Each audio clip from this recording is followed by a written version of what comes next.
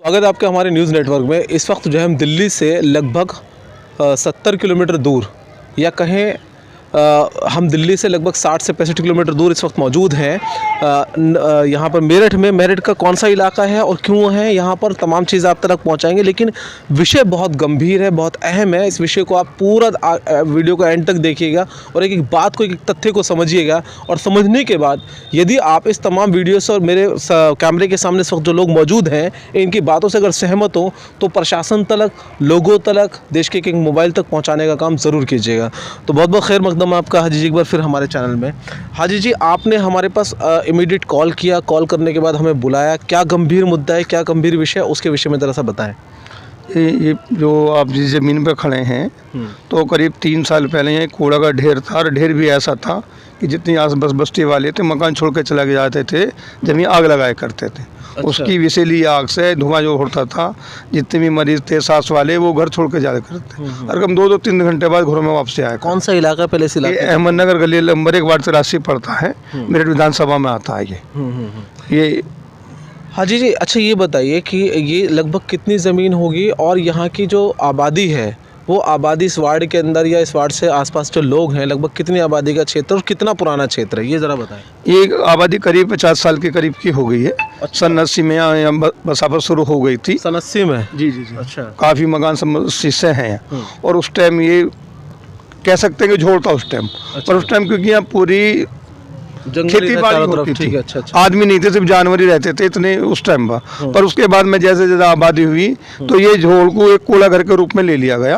और कूड़ा घर भी ऐसा होता था कि यहाँ सफाई वगैरह कूड़ा नहीं उठता था। अच्छा। तो उसकी वजह से जो आम लोग, जितने आम आदमी थे, सबने तय करा इस कूड़े को हम सफा करेंगे। यानी कि 3-4 साल पहले तक भी यहाँ बहुत इसकी वजह से मुहाल था रहना। क्या नाम हुआ आपका? मेरा नाम सगीर अहमद है जी। और मैं सदर भी हूँ। अच्छा। और यहाँ जो है बहुत कूड़ा पड़ा हुआ था, गंदगी बहुत रहा कर थी। निकल सब कब से रह रहे हैं आप यहाँ पर? यहाँ मैं जो 80 से भी पहले से रह रहा हूँ मैं। सन 80 से पहले से? हाँ। तो लगभग ये सारा इलाका आपके सामने ही बसा हुआ, सब आपके सामने ही लोग आने जाने शुरू हुए। 80 के जिस वक्त आप आए थे उस वक्त पे यहाँ पर कितनी आबादी थी, कैसा माहौल? बहुत कहीं कहीं कुछ ही बाहर रोड पे। अच्छा। यहाँ अंदर कुछ भी नहीं था। अच्छा, कुछ भी नहीं था। हाँ, बाहर था सब। तो ये सब आपके सामने डेवलप हुआ? हमारे सामने हुआ है। अच्छा। और यहाँ बहुत ही अब से 4 साल 5 साल पहले तो बहुत ही कूड़ा घर बना हुआ था। पहले ये झोड़ था और झोड़ में इन्होंने कूड़ा डालना शुरू कर दिया उसको। अच्छा, उस वक्त तो जब कूड़ा डालना शुरू करा प्रशासन को जब नहीं दिखाई दिया कि झोड़ के अंदर,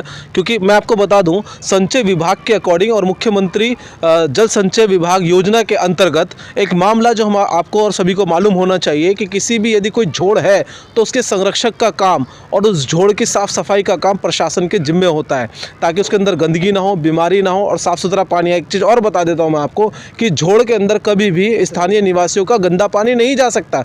ये भी एक बहुत बड़ी बात है, उसको साफ सुथरा रखना बहुत ज़रूरी होता है। लेकिन यहाँ पर ये लोग बता रहे हैं कि झोड़ के नाम पर यहाँ डंपिंग ग्राउंड बना दिया गया था और उस डंपिंग ग्राउंड के भी तथ्य इन लोगों के पास है, वो हम लगातार स्क्रीन पर चला रहे हैं। यानी कि प्रशासन जब यहाँ पर बीमारियाँ फैल रही थी तो इतनी बड़ी लापरवाही, लेकिन जब यहाँ पर इन लोगों ने, मैं आपको वो विजुअल्स दिखा रहा हूँ कि एक बड़ा खूबसूरत जो है वो यहाँ पर जगह को कर लिया है।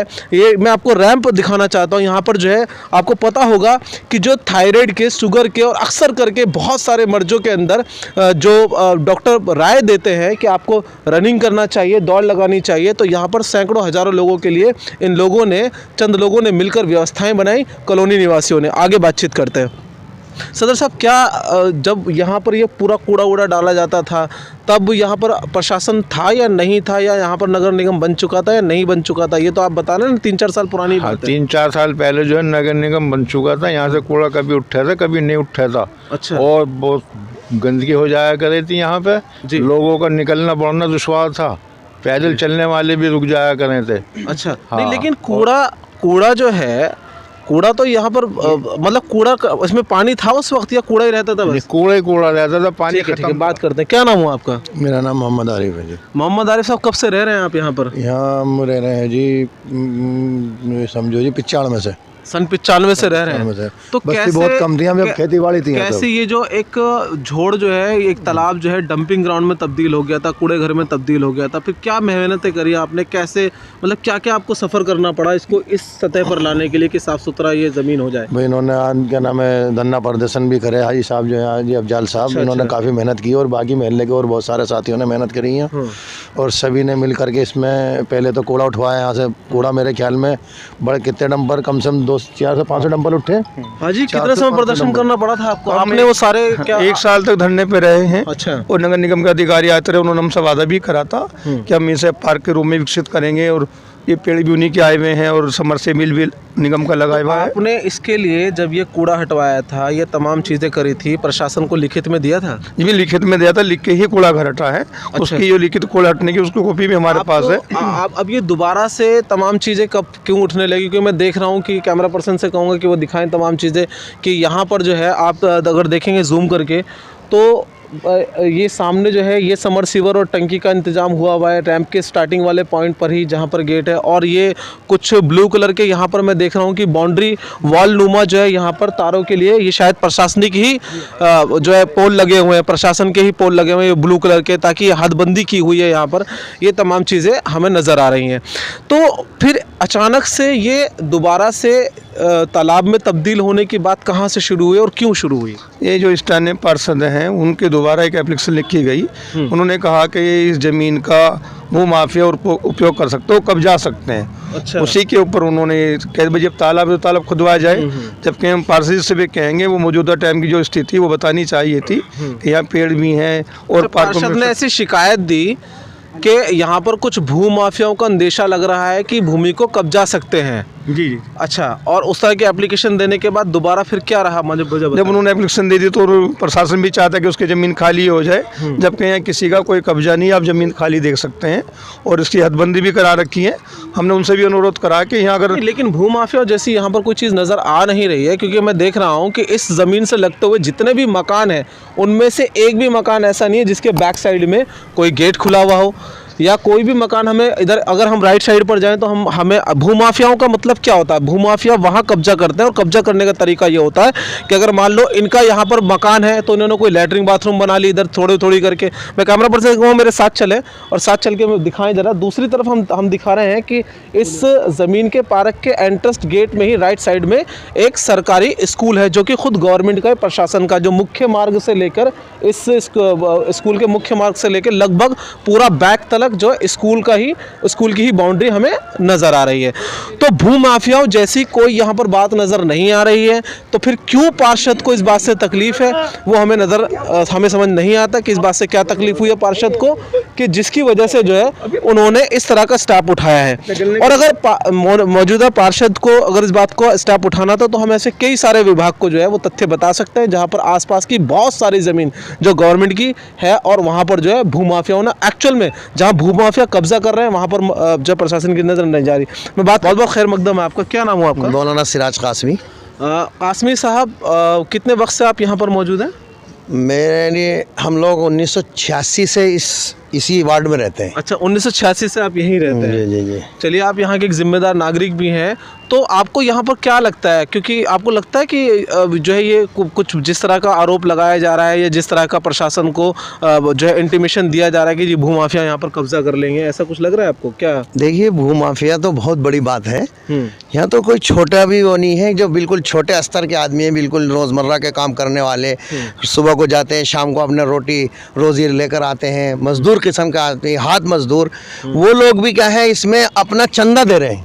अच्छा। इसकी सफाई कर रहे हैं, इसमें घास फूस लगा रहे हैं, इसमें फुलवारी लगा रहे हैं, जो शासन प्रशासन का काम है। ये हम लोगों की जिम्मेदारी है, शासन प्रशासन की जिम्मेदारी है हम लोगों के लिए सफाई व्यवस्था करें, पार्क बनाए, हमारे लिए अच्छे। यहाँ कोई शासन प्रशासन का पार्क नहीं है आसपास? ऐसा कोई भी नहीं, पूरे वार्ड में नहीं है, पूरे इलाके में नहीं है। अच्छा अच्छा, हाँ अच्छा। हाँ, ना कोई घूमने का है, ना कोई टहलने का है, ना सुबह को वॉकिंग कर सकते हैं, हम भाग दौड़ कर सकते हैं, अपनी सेहत का कोई ख्याल नहीं रख सकते। ये जिम्मेदारी तो शासन प्रशासन की है, नगर आयुक्त की है, नगर निगम की है। अच्छा आप ये बताइए यहाँ पर जो है क्या टैक्स वगैरह हाउस टैक्स तो पता नहीं, हमारा इतना हाउस टैक्स आता, अंदर इस्लामाबाद का नहीं आता, घंटा घर का नहीं है इतना हाउस टैक्स जो अंदर शहर देते हैं आप यहाँ पर? जी हाँ, मैं भी यहीं का ही हूँ। अच्छा हाउस टैक्स देते हैं बराबर? बराबर देते हैं, ज्यादा देते हैं। अच्छा हाँ, उसके पानी बावजूद का कोई भी व्यवस्था उसका भी नहीं है। सारे हमें कर फर हम सब पे ही लगे हुए हैं। अच्छा जी हाँ, जो एक पूरा मापदंड होता है रहने की वो तमाम चीजें आप देते हैं यहाँ लेकिन ना उसके बावजूद कुछ नहीं है, न नाली खड़ंजा है, न सफाई है, न ऊंचाई है, न किसी तरह की भी कोई व्यवस्था नहीं है।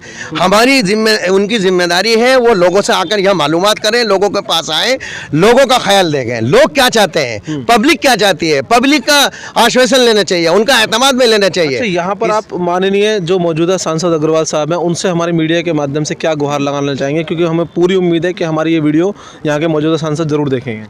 भाई यहाँ का जो सांसद है या यहाँ का जो हमारा एमएलए है, विधायक है, शासन है, प्रशासन है, नगर आयुक्त है, नगर निगम के जिम्मेदार हैं, लेके नीचे से ऊपर तक, लखनऊ तक और दिल्ली तक, मैं ये कहना चाहता हूँ कि हमारे इस बात को आकर यहाँ आकर देखें मौके वारदात में क्या हो रहा है, हम लोग क्या कर रहे हैं, हम कैसी बस्ती में रह रहे हैं, हम लोग क्या है ना, सांस लेने का मौका है कि यही जगह थी कि यहाँ इतना वो हो जाता था कि लोग मकान छोड़ छोड़ के चले जाते थे, रातों को सो नहीं सकते थे, दमे सांस के बीमार, दमे के बीमार, और क्या है अपने मकान छोड़ के क्या कोई डॉक्टर के जा रहा, कोई हॉस्पिटल जा रहा और कोई मकान बेच रहा है, इस तरह की भी आवाज़ पहले यहाँ निकाली।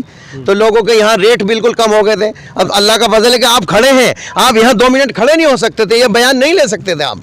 चलिए बहुत बहुत शुक्रिया। हम वापस आएंगे हाजी जी की तरफ की जो इस पूरे मुहिम को अंजाम दे रहे हैं। तो हाजी जी क्या अगला स्टेप रहेगा, क्या आप इसके ऊपर चाहेंगे, क्या आपका अगला कदम क्या रहेगा, थोड़ा कैमरे के सामने? नहीं, हमारा अगला कदम ये है कि जितने भी यहाँ के पब्लिक वाले हैं, जो यहाँ के रहने वाले मौजूद लोग हैं, उनकी सबकी मंशा ये है कि इसे पार्क के रूप में विकसित किया जाए, ना कि तालाब बनाया जाए। तालाब बनता है अगर यहाँ पर तो दोबारा वही सूरत हाल हो जाएगी जो पहले थी। जी क्या चाहते हैं आप, क्या चाहते हैं यहाँ पर?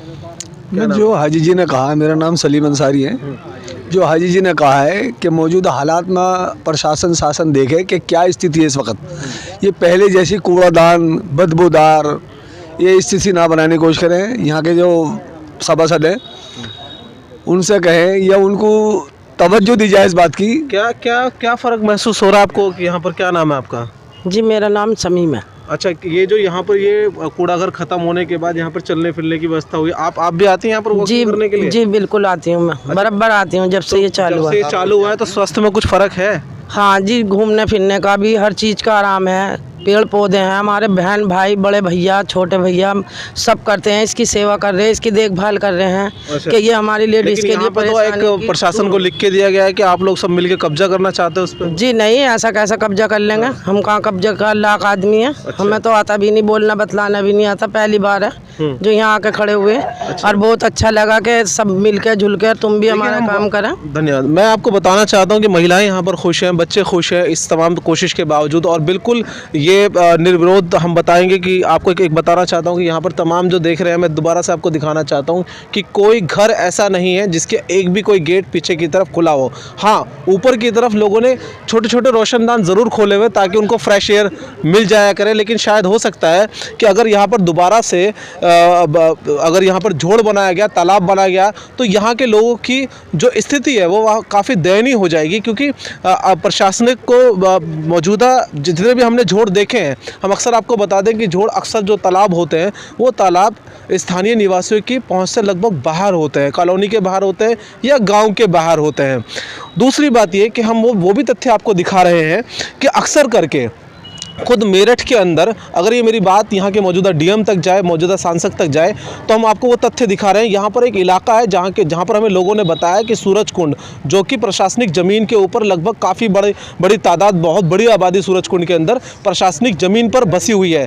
तो यहाँ के लोगों का कहना यह है कि हज़ारों एकड़ ज़मीन को छोड़कर ये महज चंद छोटा सा टुकड़ा जहाँ पर लोग आके बस्ती वाले सांस ले लेते हैं, आखिर क्यों उसके पीछे प्रशासन या यहाँ के मौजूदा पार्षद पड़े हुए हैं। कैमरा पर्सन तौहीद के साथ मैं पत्रकार फुरकान सलमानी, मेरठ।